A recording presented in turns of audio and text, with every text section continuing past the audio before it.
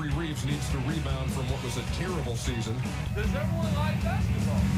With the second pick in the 1999 NBA draft, the Vancouver Grizzlies select Steve Francis from the University of Maryland.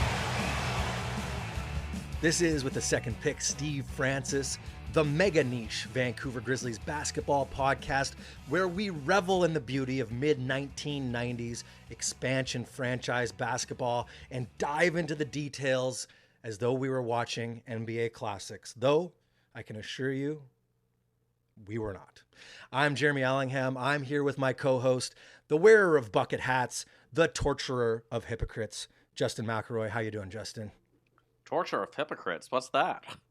Well, just look at your Twitter feed, buddy. You're roasting them left and right. I feel I'm the one being tortured on Twitter most of the time, but, you know, Jeremy, you say that these are not classic games. Let's just cut right to the chase here. This was a great game to watch. You know, most of the time when we've been doing this, there's been, you know, more of a slog, and we're going like, oh, if we had our choice, we would actually fast forward to 2021. This was a great game from the first quarter on, and we won't spoil what happens here, but just a legitimately enjoyable game with Hall of Famers, the Grizzlies playing pretty well, and a dramatic ending. Yeah, there's a lot of talent on the floor. We're going back to December 17th, 1996 at General Motors Place in Vancouver. It's only been 5 games since we left you last, our fair listener, when the Grizzlies beat the Spurs. Since then, they've lost to the Mavs, lost to the Hornets, drubbed by the Blazers. They beat the Magic and lost to the Suns. They're a sparkling 4-20.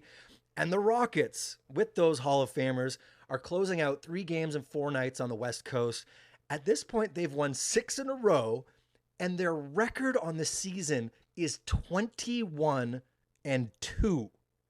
Like, it's one of the greatest starts to a season in NBA history, and they're coming up against the hapless Grizzlies, and I can assure you that they believe that this is going to be a walkover. Yeah, absolutely. Like this, you have to remember the Rockets here. They won, of course, 2 championships in a row. Then Jordan came back, and the Bulls had their first of championship and the second three-peat, their 72 wins, all that. But the Rockets, they upgraded in the offseason and got Sir Charles Barkley.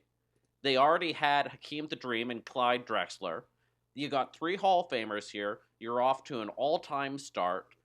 We know that the Rockets in this era of the team never actually got to the finals, courtesy of John Stockton 3, and never really reached their potential. But at this point in the season, they are firing on all cylinders. The sky's the limit.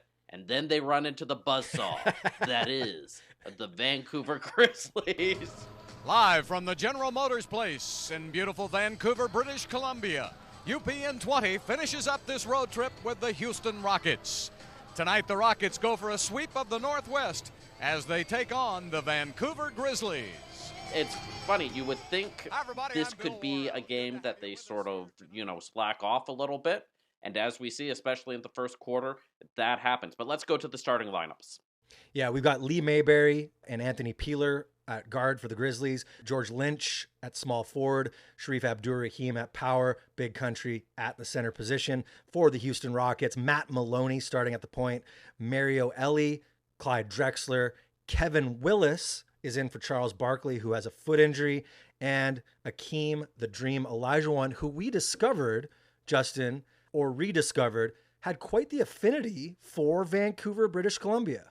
Yeah, the announcers in this game, who first of all are hilarious the entire time, and we'll get to that. Excellent. Very excellent. They just mark offhand that rumors of Hakeem wanting to play in Vancouver at one point, and I heard that and went, I'm sorry, what? And then there were actually published articles, including one by Sam Smith, the famous Jordan Rules author of the 1990s, saying that Hakeem, it was all true, that he lived in the summertime in Vancouver, that he loved the city, and that he had told people that he hoped to end his career in Vancouver. Now, that never happened, of course, and the Canadian team that he did sort of play with at the twilight of his career, the less said about how he did there, the better. But this isn't the only, over the course of the Grizzlies' history, there were a lot of connections with the Rockets. There was, of course, the Steve Francis trade. The Grizzlies right now have Pete Chilcutt on their team, courtesy of the Rockets as well. It's interesting, all the little links here that come into this first game. And then the first quarter begins. We would expect the Rockets to play pretty well, and in fact, the exact opposite happens. They're absolutely comatose. And I mean, it's beyond comatose. It's almost as though they're praying that Rudy Tomjanovich will take them out, because they look like they don't want to play. They're completely dead. They remind me of the Bulls in that Jordan game that we did from season 1, but only the Bulls did it with more swagger, like we don't care, whereas Houston looked just stunned out there.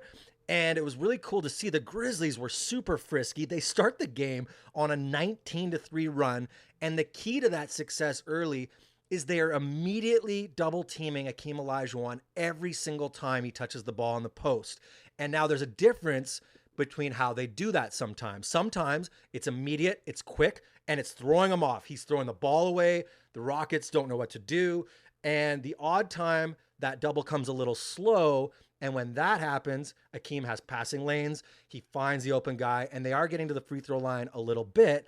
However, the energy's not there. Clyde Drexler is a corpse. Yes. Like, he doesn't even care out there. And the announcers who we mentioned, we should say who they are: Bill Worrell, who just finished a 41-year career with the Rockets this past season, and Hall of Famer Calvin Murphy, who played his entire career with the Rockets. They're a pleasure to listen to, but they're being really hard on the Rockets. 16-3, Vancouver. This is an embarrassment. Right now, the Grizzlies on a 14-1 run. Well, what the Rockets have got to do now, they got to take the ball to the basket. Mario Elie with a three. He misses. The only thing the Rockets are getting are three-pointers. Because that's the only thing they're looking for, Bill. Lynch, fast break, and he's fouled. Which team is the Rockets and which team is Vancouver, Bill? Well, it's hard to tell. Though Murphy did add, no, they're going to figure it out. Like, he knows how much better a team they are than the Grizzlies. But it was interesting to see them as the announcers going like, what is going on here? It is amazing. And, you 19-3, as you said, that you started off, that never happens for Vancouver. It certainly doesn't happen against a playoff team. It certainly doesn't happen against what at this point is the team with the best record in the NBA. And you would think at 19-3, maybe things would change and the Rockets would wake up, but they don't at any point in this first quarter. There's a great George Link block. Anthony Peeler gets a long two to make it 23-7. We get a big Roy Rogers dunk, and the announcers say, And Lynch with a rebound. Long down court pass. Roy Rogers.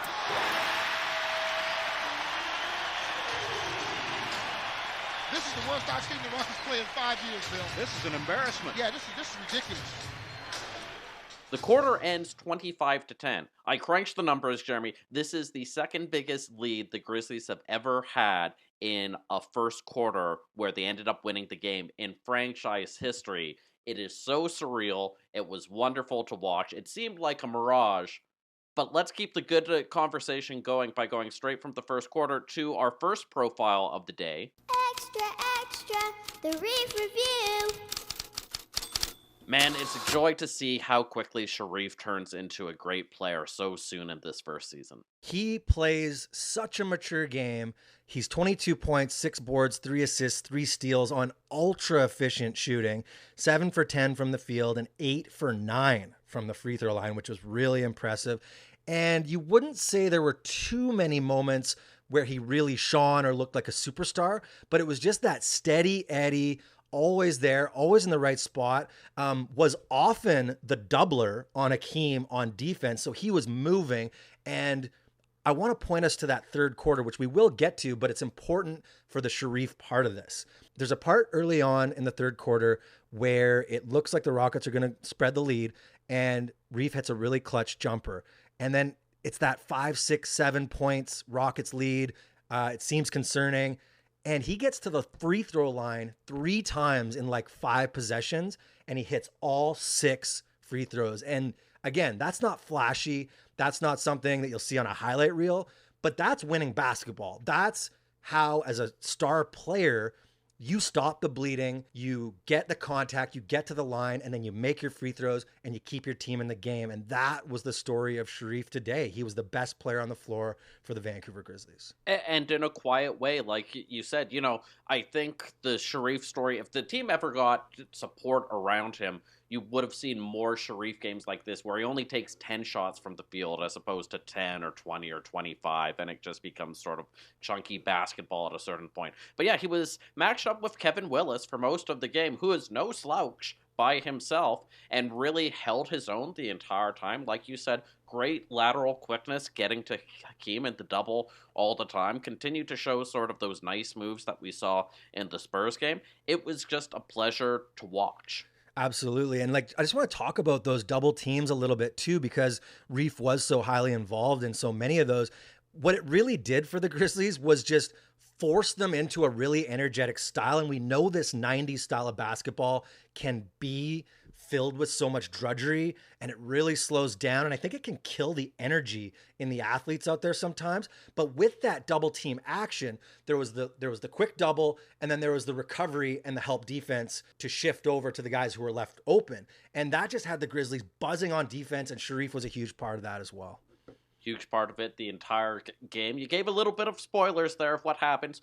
No, Virginia, the Vancouver Grizzlies do not win every quarter by 15 points in this. At one point in the second, George Lynch has an air ball, and Murphy, the announcer, says, "Now the real Grizzlies have shown up," which I had to laugh at. Hakeem blocks Big Country. He blocks Reef. He's starting to really feel it, even though Hakeem never gets really the offense going this game. You can see, oh yeah, this is one of the top 20 players of all time. But the Grizz are still in it throughout the second quarter, playing well. We get another long two by Peeler. He's still stroking it in the first part of the season quite well. We get a George Lynch dunk off a broken play at one point. Steele goes on the floor. Reed saves it. Mayberry. Lynch for the slam. They're still generating offense. They're still having energy. We get a long two by Peeler at another point. Another awkward George Lynch dunk, but it makes it happen. And they're playing, step for step, shot for shot with the Rockets in this second still. And the interesting thing for the Rockets here is that Drexler still hasn't shown up. Hakeem's still struggling with the double teams a little bit. He's getting a little bit better in the second quarter. It's Kevin Willis who really is the lifesaver for the Rockets in this second quarter. And in particular, it's the Kevin Willis jump hook. He made 4 of them. At this point, I'm thinking there should be like Kevin Willis jump hook statue out front of the Rockets arena. He's just money with the jump hook from like 6-7 feet.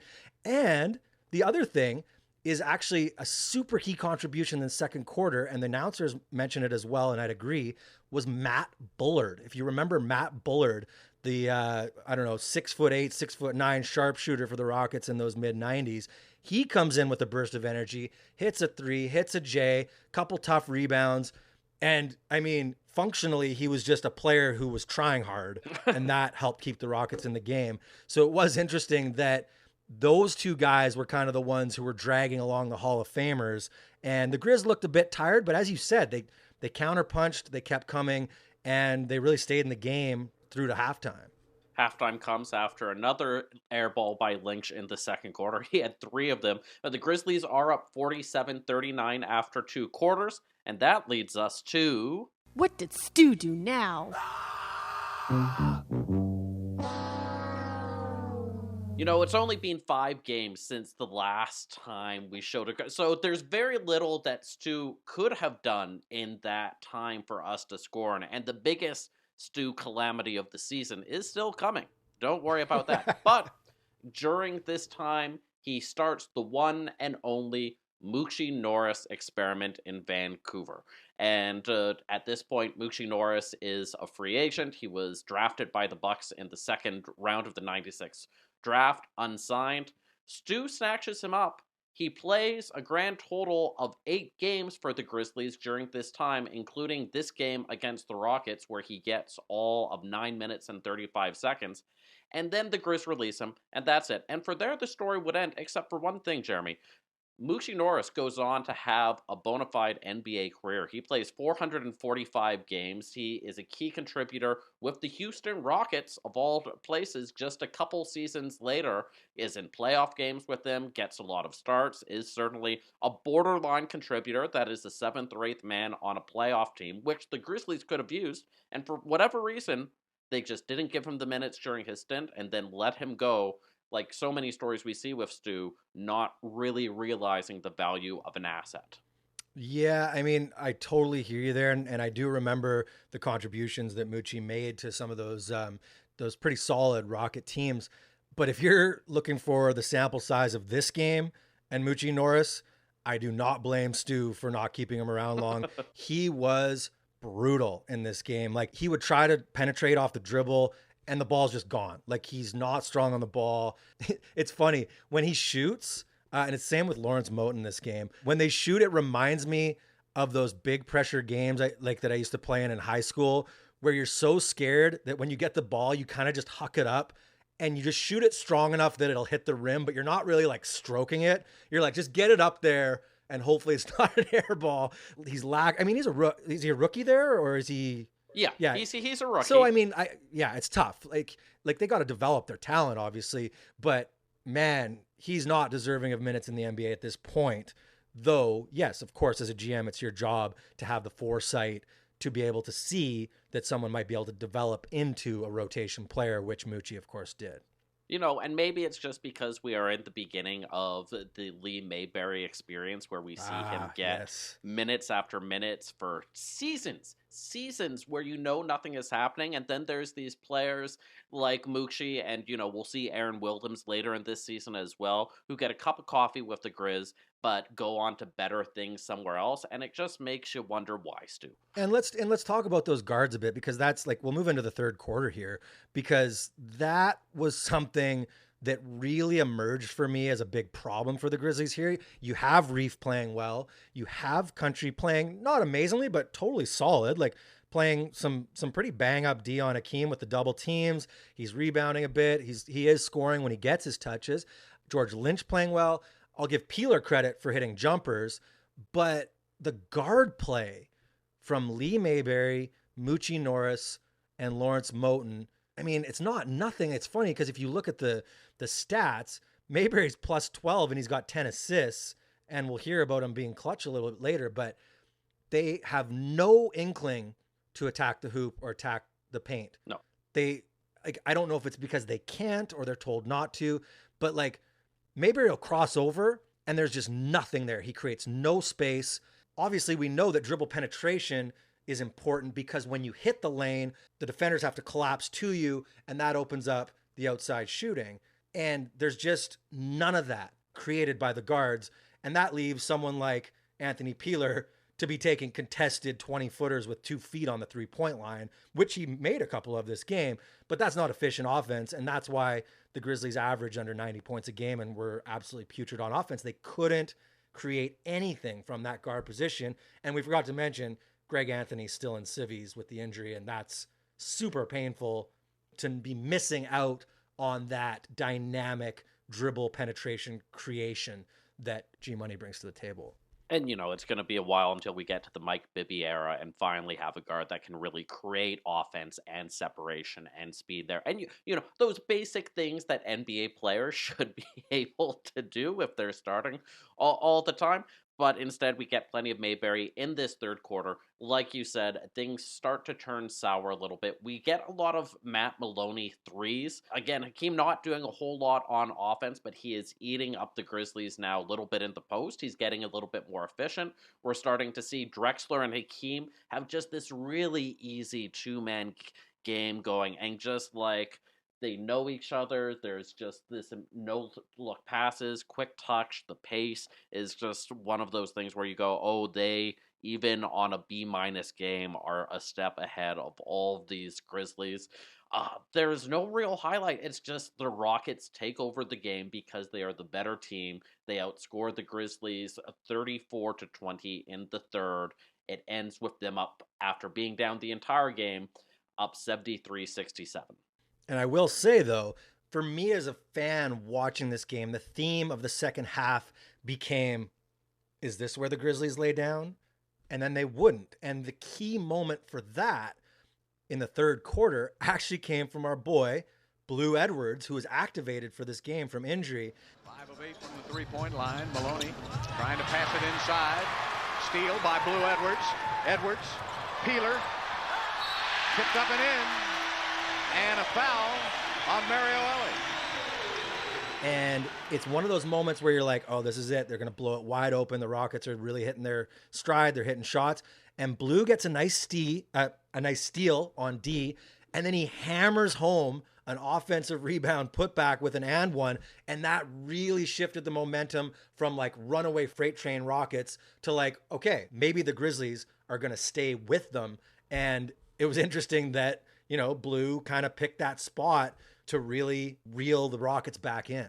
Yeah, and you know, this is where, like, if Blue Edwards was your energy guy off the bench doing this every game, I think you're in a good place. And it was nice to see him come in and do that and be able to create some stuff, mix some stuff. You know, it's not like his shooting looked good, but was there to give that energy when it was starting to lag a little bit from the starters. And he did have, I should mention, there was a Blue Edwards classic broken wing stork leaner from 17 feet. I believe when he first came in the first half, and you could tell he just can't help himself. He's just like jumps up and launches, and you know, you got to love him for it. Third quarter, 73-67 for the Rockets. Before going to the fourth, though, we could do our final segment called Better Know a Grizzly. So we're going to take a little bit of a closer look at Roy Rogers, who looked really great in this game. He only played 14 minutes, but lots of energy on defense, 8 points, 2 boards, a block on 3 of 5 shooting. Roy Rogers, he was the 22nd pick in the NBA draft by Vancouver out of Alabama. And as you'll remember, possibly one of the most charming draft day interviews of all time. Well, to be honest, Craig, I never thought I'd have this opportunity. You know, my dream was to go to college and just get my degree. I fulfilled that dream last year by graduating with a degree in marketing. So I worked. He actually finishes 9th in the NBA in blocks this season, total blocks. And, you know, interestingly, has quite a short NBA career, which I find a bit confusing based on how good he looks in some of these games, but he ends up playing 137 games. He averages 5 points, 4 rebounds, a block and a half a game in 17 minutes per game.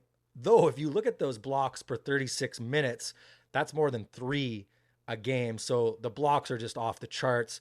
And, you know, he's had a great career now as an NBA assistant coach. But one thing about Roy is that he has been involved in some very, very interesting trades involving very interesting players. So the first, sorry to break your hearts, Vancouver fans, he's traded the following season in October to Boston for Tony Massenberg and a second-round pick that becomes Obina Akizi. He wears number 99 on the Celtics, interestingly. the great one. Yes, Roy Rogers, the great one. A few months later, traded by the Boston Celtics with Chauncey Billups, D. Brown, and John Thomas to the Raptors for Kenny Anderson, Popeye Jones, and Zan Tabak.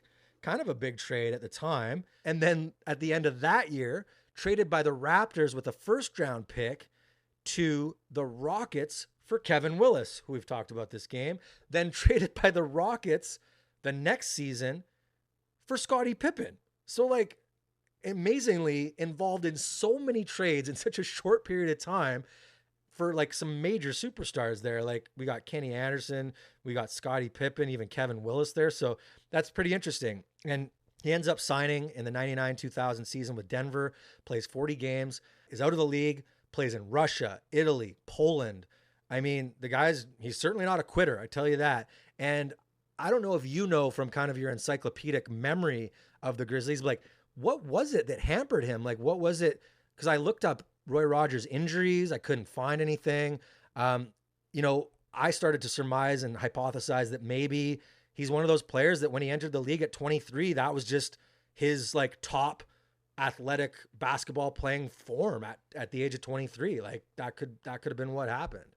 Yeah, I think that there were some nagging injuries as well, which didn't help. At the end of the day, he got noticed on the court, and you mentioned Roy Rogers' jokes, because he was so distinctive there, and he was making the blocks, and he was being athletic. But when you look at the box scores at the end of each game, if he had repeated this time and time again, 3 for 5 and a block, he would have had a long career. He just didn't do that consistently at all, and so much of the time the blocks were empty calories. He was slow getting to people on the blocks as well. But you mentioned, his playing career. He's been an assistant coach. He's been an assistant coach for 9 different teams since then. So it's like he has lived the full NBA life, even though it only ended up having, 137 actual games playing in the NBA. And it's been fun seeing these games in the second season, where it's like he brings that athleticism. You can see what has happened. Unlike some Grizzlies what-ifs, there's no bitterness there, because he always seemed to enjoy the game, still enjoys it today, and was never going to be the lead guy because of Country anyway. And I love him, and I own his rookie card. So that's that. And with that, we go to the fourth quarter, and now the Rockets are really starting to wake up. And particularly Clyde Drexler is waking up. He makes a 3 very early on. Hakeem makes a nice mid-range shot. At some point, we get a Kevin Willis spin move dunk. Lawrence Moten tries to make a spin move. It fails because he's Lawrence Moten. Drexler gets an easy bucket. Then he gets another easy bucket. The Rockets are up by 10 with 5 minutes left. And this is looking at this point like, all right, the big boys have woken up. The Grizzlies were in it for a while, and now it is the fourth quarter collapse. And that's just all there is to it, because there's a good team and there's a bad team. So, little secret about myself, I like to wager on NBA games. And putting myself back, if I was back then watching this game and had the ability to bet in game as we do now, I would have bet my freaking house that the Grizzlies were done with 5 minutes and 18 seconds left. They're down 10. They're showing no signs of life whatsoever. And then, miraculously, dramatically, we get an Anthony Peeler 3. We get a George Lynch jumper. And all of a sudden, there's a little bit of life. And we even get a little help from the referees on a perfectly clean Hakeem the Dream block. And they call a foul. They show the replay. There's nothing there. Nothing at all. The announcers are pissed. Oh, man. Lynch took it in on Olajuwon, and Olajuwon with a foul, his 5th of the game. Oh, boy, that's all ball. No, that's all ball. And he's one of the leading shot blockers That's all ball. of all time. That's all ball. Shame on you.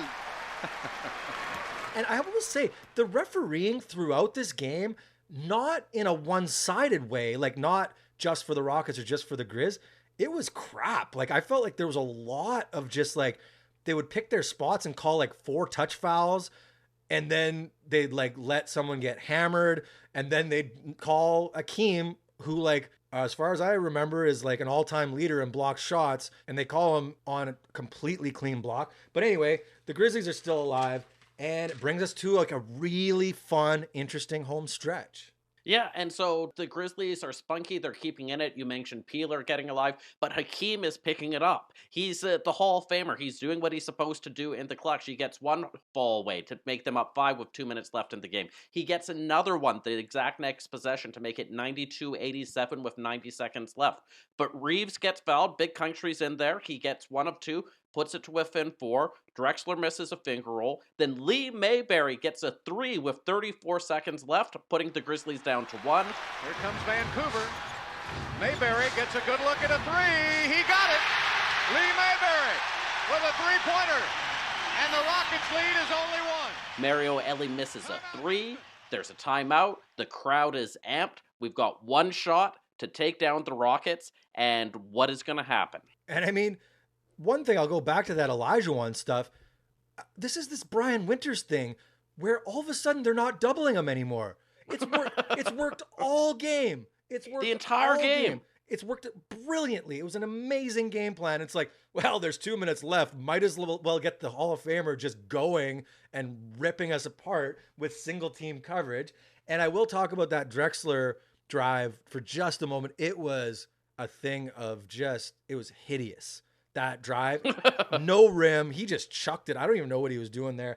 Anyway, so yes, it comes down to the final play. We got the ball out of bounds, and Calvin Murphy says, it'll be Mayberry Abdul-Rahim Peeler. is who they're going to go to. I can assure you of that.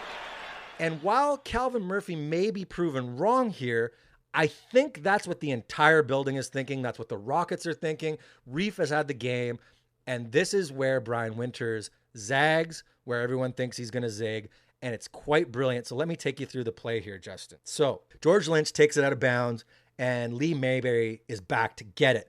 There's pressure from the Rockets from Matt Maloney, and Reef comes back to set kind of an awkward screen. All good. Mayberry hurries the ball up the left side once he gets it inbounded. Anthony Peeler is on the left block, and it looks like we're going to get some action for him, kind of a pick and pop thing. Big Country's there, and as far as I'm concerned, Country's going to screen down for AP, and he's going to come up and grab the ball and huck a three. Country takes one step toward Peeler. Instead of setting that screen, he comes up and screens Matt Maloney on the left side. It's an on-ball screen for Lee Mayberry. Mayberry uses a screen, goes to the right, and Olajuwon and Matt Maloney inexplicably double team Lee Mayberry, and they're not even cutting off the passing lanes. Country has rolled to open space almost on the baseline, kind of between the elbow and the baseline, 16 feet out. Mayberry hits him. Big Country Reeves got it! And Vancouver takes the lead by one. Country's taken this shot, a million times in his career, but almost never has he been that wide open except in practice, and he absolutely drills it from 16 feet. It's a pick and pop, right? But it was so well done. And you would think it was Stockton and Malone out there with just the ease. And, you mentioned the inexplicable part is both the Rockets going towards Mayberry. Maybe they were spooked by his three just before then. Yeah, but it's amazing how wide open he is there. There's something about Country's mid-range game that just, I think, as viewers, we're starting to build a lot of trust in. And I think, obviously, that's proven out with Brian Winters as well, because he has Reef, who's on one. He has AP, who has been stroking it this game, but he goes to the big man. And I don't know, maybe that's part of the ethos of continue to develop Country. But I mean, I just thought it was a really nicely drawn up play, and Country looked comfortable. He stroked it and it looked great. However, one part of the execution that I will nitpick, why are there still 6 seconds left on the clock, guys? You should not be giving the other team another chance. Because it worked just so well. You're right. It was so clean. So clean. There's 5.8 seconds left. The last chance for the Rockets gets sort of busted. Hakeem gets the ball way outside. Then Ellie is fouled, so there's just 1.5 seconds left. But that's enough. You got two Hall of Famers on the court. That's enough. You can draw up something. You would think you would get some sort of decent shot here. By the way, the last 90 seconds of this game take more than 10 minutes. It's classic 90s basketball. But then the Or modern, yeah, as we saw during the playoffs a little bit. 1.5 seconds left. Last chance for the Rockets, and Olajuwon turns, fires, misses. The game is over. The game is over, and Vancouver wins for only the 5th time this season. The Rockets are 21-1 in the United States and 0-2 in Canada. Hakeem gets it, but he's in a really tough spot with tight D. He makes a turnaround attempt from foot on the 3-point line, fading almost horizontally, and it's nowhere close. Grizzlies win! It's an air ball. Big Country swishes a shot to give the Grizzlies the lead, and Hakeem Olajuwon, Hall of Famer, airballs it. I think, based on our sample size of one, it's Country over Dream anytime. But no, it went the exact bizarro way. Of course Country bricks it, and of course the Dream makes the turnaround. And instead you had the fans go crazy. The Vancouver Grizzlies beat the best team in the NBA. And I'm smiling so hard when I say that, because that never happens, and it never should happen, but it did. It sure did. And even the inbound with 5.8 left, they played swarming inbound defense. I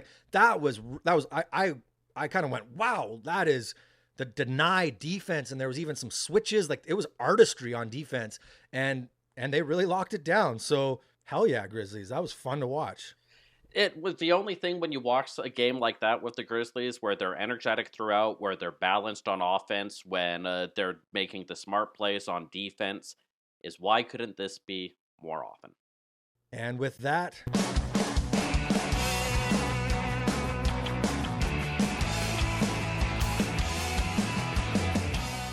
this has been With the Second Pick, Steve Francis. I'm Jeremy Allingham for Justin McElroy. Join us for our next game, which will be, do we know? The Warriors. They're not good. Join us for our next game, which will be against the Golden State Warriors.